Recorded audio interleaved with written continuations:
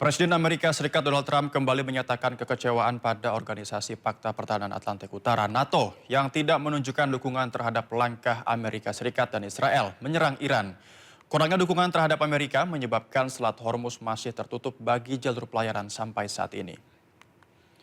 Trump menyebut sejak 25 tahun lalu NATO kurang menunjukkan dukungan maksimal terhadap Amerika Serikat dan menyebut organisasi NATO sebagai macan kertas.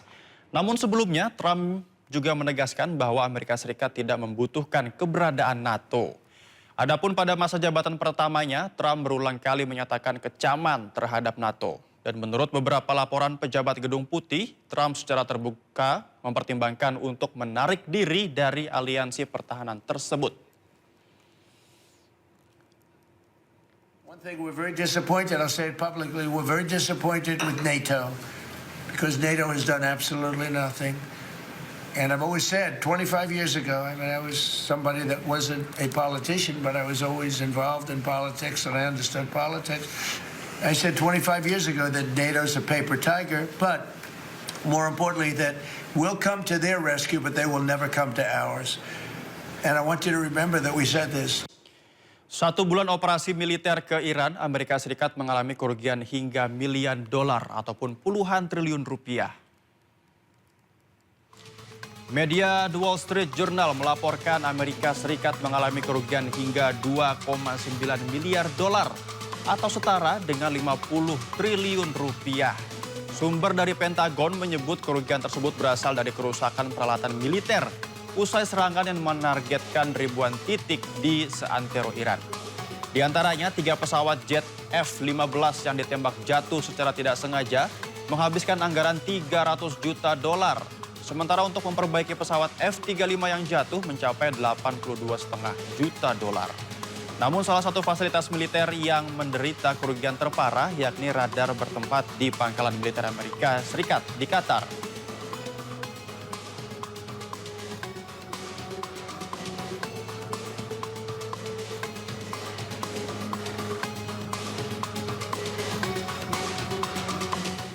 Ya pemirsa, negara-negara di Asia bersiap menghadapi skenario terburuk krisis energi termasuk potensi gangguan pasokan berkepanjangan imbas berlanjutnya konflik di Timur Tengah. Singapura bahkan menyebut situasi ini sebagai krisis Asia mengingat ketergantungan kawasan terhadap aliran pasokan energi dari Selat Hormuz.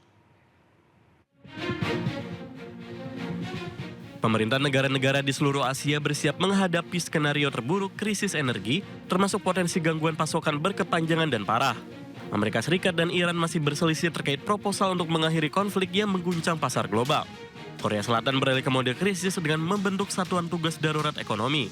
Filipina menetapkan status darurat nasional karena ancaman segera kekurangan pasokan energi yang kritis. Jepang meninjau seluruh rantai pasokan produk minyak bumi seiring meningkatnya risiko kekurangan dan dampak lanjutan pada ekonomi. Sementara itu, Perdana Menteri India Narendra Modi memperingatkan perang dapat memicu tantangan yang belum pernah terjadi sebelumnya bagi negaranya. Konflik Timur Tengah dan guncangan pasokan energi berpotensi semakin memicu inflasi, sebagaimana diungkapkan Chris Kent, Asisten Gubernur Reserve Bank of Australia dalam pidato di Sydney. Adapun Bank Sentral Filipina secara mengejutkan mempertahankan suku bunga dalam rapat di luar jadwal. Proyeksi inflasi tahun ini melonjak menjadi 5,1% dari sebelumnya 3,6% pada Februari.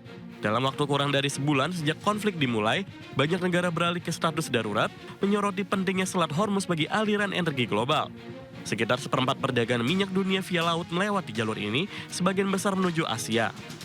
Iran diketahui terus membatasi akses keluar masuk Selat Hormuz kecuali bagi kapal yang disetujui.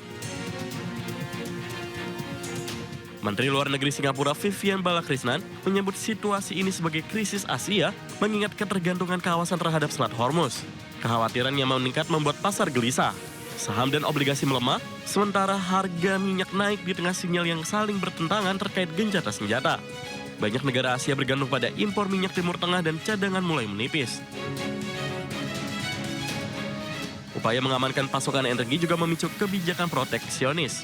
China membatasi ekspor pupuk, Indonesia berencana mengenakan pajak ekspor batu bara dan nikel, sementara Vietnam memprioritaskan kilang domestik.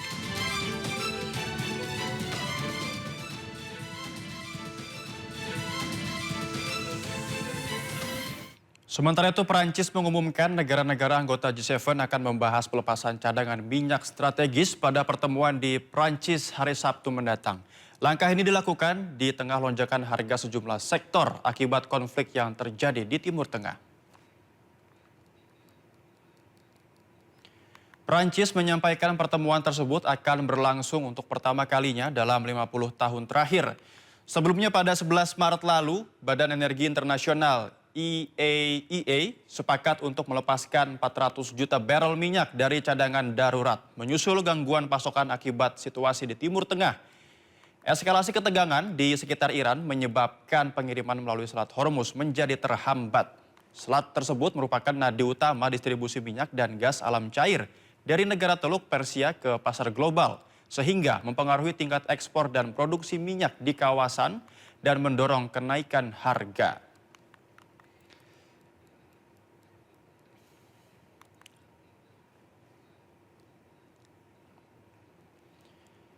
Harga menginap di hotel-hotel berbintang di kota Dubai dan Abu Dhabi, Uni Emirat Arab, serta negara lainnya akibat eskalasi ketegangan di kawasan Timur Tengah. Harga inap per hari di hotel berbintang 4 anjlok hingga 75%.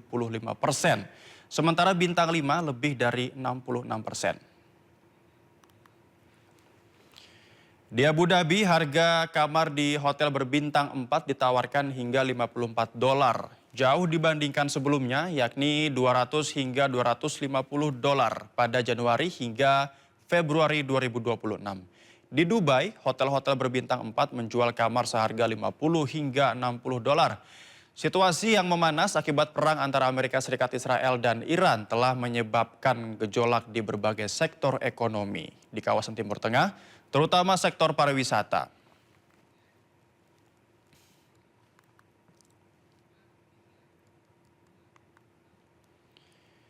Bahas konflik Timur Tengah, Perdana Menteri Malaysia Anwar Ibrahim bertemu Presiden Prabowo Subianto di Istana Negara. Jakarta, pertemuan antara dua kepala negara ini berlangsung di Istana Merdeka Jumat sore. Perdana Menteri Anwar Ibrahim tiba di Istana Merdeka sekitar pukul 4:30 waktu Indonesia Barat dan langsung disambut Presiden Prabowo Subianto. Selain dalam rangka silaturahmi Idul Fitri 2026, kunjungan Anwar Ibrahim juga membahas kerjasama bilateral. Perang antara Amerika, Israel, dan Iran juga tak luput dari pembahasan. Demi menjamin kestabilan serta memperkukuh daya tahan ekonomi, Indonesia dan Malaysia sepakat kerjasama untuk meredakan konflik di Timur Tengah.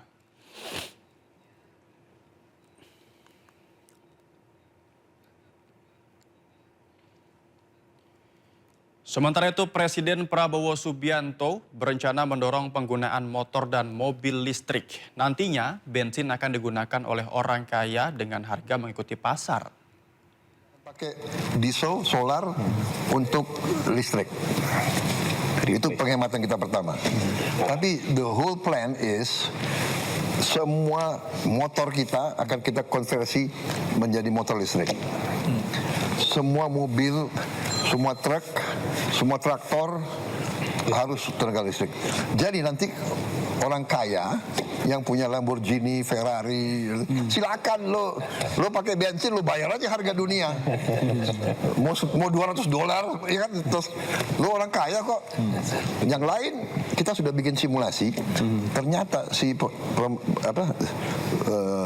yang naik motor, kalau dia pakai listrik, pengeluarannya tinggal 20%, 1/5. Jadi this is our game changer. Ini game changer. Pastikan ketersediaan BBM, Menteri SDM Bahlil Lahadalia meninjau sejumlah SPBU di Jawa Tengah. Bahlil mengecek ketersediaan BBM untuk mengantisipasi dampak perang di Timur Tengah. Pemerintah telah mengantisipasi kelangkaan BBM akibat dampak perang Amerika Serikat, Israel, dan Iran. Bahlil Lahadalia meninjau SPBU di sejumlah titik di Jawa Tengah, diantaranya di Sragen dan Karanganyar. Bahlil menjamin stok BBM untuk masyarakat aman dan Indonesia siap menghadapi krisis energi akibat perang di Timur Tengah. Namun, masyarakat diminta untuk berhemat energi, terutama gas LPG. LPG kita masih impor kurang lebih sekitar 70% dari total kebutuhan kita. Tapi saya ingin kepada Bapak Ibu semua, insya Allah kita juga dalam kondisi yang sampai dengan beberapa hari itu insya Allah dalam kondisi yang baik. Namun sekalipun kita dalam kondisi yang baik, saya mohon dukungan dari semua rakyat Indonesia. Masalah ini tidak hanya masalah pemerintah, masalah kita semua. Saya memohon, menyarankan agar ayo kita harus memakai energi dengan bijak. Dengan bijak, yang tidak perlu saya sarankan jangan. Contoh katakanlah kalau masak pakai LPG, kalau masakannya udah masak jangan kompornya boros.